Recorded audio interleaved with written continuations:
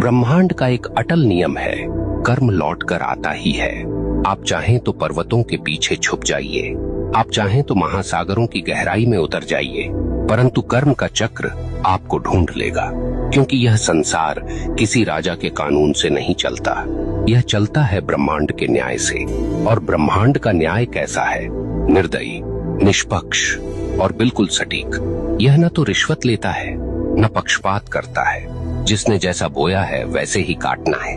अक्सर लोग पूछते हैं, अगर कर्म इतना ही शक्तिशाली है तो क्या प्रार्थना, तपस्या या दान इसे बदल सकते हैं?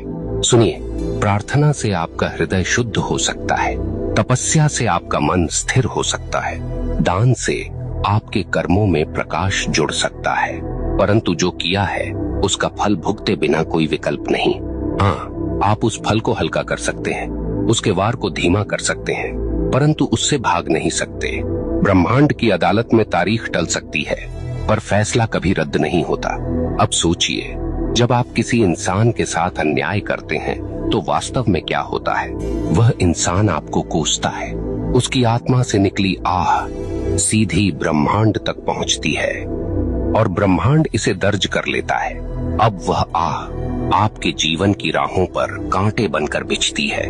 कभी वह आपके काम बिगाड़ देती है, कभी वह आपके घर में कलह भर देती है, कभी वह आपके मन को बेचैन कर देती है और आप सोचते हैं ये सब क्यों हो रहा है, पर आपको याद नहीं रहता कि आपने किसी और की राह काटी थी।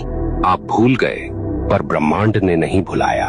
यहाँ एक बात और समझ लीजिए, कर्म केवल नकारात्मक नहीं होता। जैसे बुरा कर्म लौटता है, वैसे ही अच्छा कर्म भी लौटता है। कभी किसी को सच्चे दिल से सहारा दिया तो वह सहारा एक दिन आपके लिए दीवार बनकर खड़ा हो जाएगा।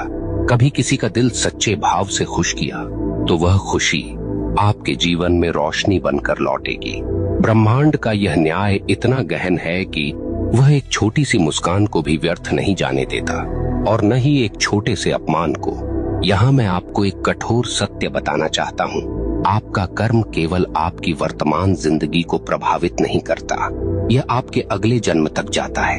हाँ, जो कर्म आपने अधूरे छोड़े हैं, जो गलतियां आपने स्वीकार नहीं की, जो दोष आपने ढोए पर सुधारे नहीं, वे सब अगले जीवन में भी साथ चलते हैं। इसलिए कहा गया है, मनुष्य अपने कर्मों का वारिस है।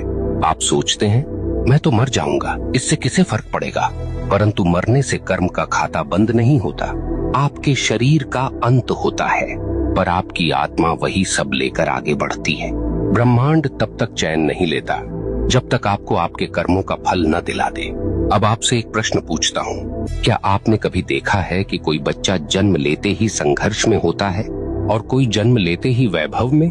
क्या आपने कभी सोचा है क्यों कोई अपंग पैदा होता है और क्यों कोई जन्म से ही स्वस्थ और बलवान? क्यों कोई भूख में जन्म लेता है और क्यों कोई सोने की थाली लेकर? यह सब संयोग नहीं, यह सब कर्म का लेखा है। ब्रह्मांड किसी को बिना कारण दुख या सुख नहीं देता। अब एक और गहरी बात, कर्म केवल व्यक्तिगत नहीं, सामूहिक भी होता है। कभी आपने देखा है कि किसी पूरे समाज पर विपत्ति आती है, पूरा नगर डूब जाता है, पूरा गांव अकाल झेलता है, कभी कभी पूरे राष्ट्र पर संकट आता है। क्यों?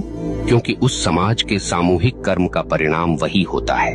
अगर लोग सामूहिक रूप से अन्याय करें, सामूहिक रूप से भ्रष्टाचार करें, सामूहिक रूप से निर्दोषों को सताएं, तो उसका फल सबको भुगतना पड़ता है। यही कारण है कि इतिहास गवाह है, सभ्यताएं उठीं और सभ्यताएं मिट गईं,